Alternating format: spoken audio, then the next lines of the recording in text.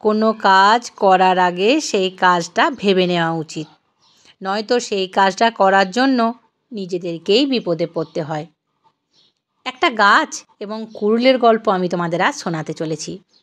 একবার একটি লোকের ঘর তৈরি করার জন্য প্রচুর গাছের দরকার হয়ে পড়ল। গাছ কাটতে গেলে কুড়ুলের দরকার।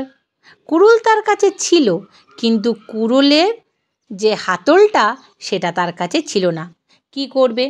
সে জঙ্গলের দিকে চলল। সেখানে পৌঁছে দেখলো অনেক গাছ রয়েছে।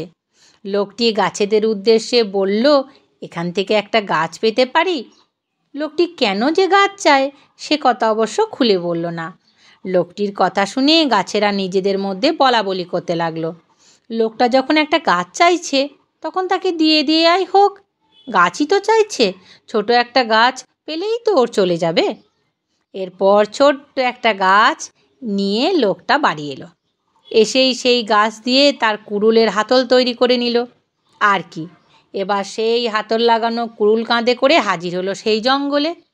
সেখানে লোকটির মনের মতো বড় বড় সব গাছ ছিল। গিয়েই একে একে কাটতে শুরু করলো সব গাছ।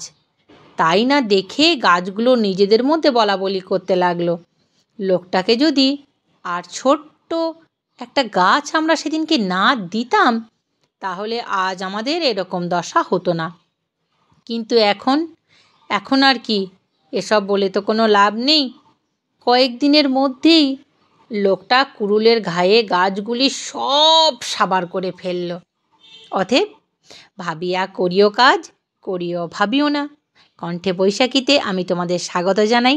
তোমাদের যদি আমার এই গল্প ভালো লাগে তাহলে নিজেদের নিকট আত্মীয়র সঙ্গে আমার এই গল্প শেয়ার করো।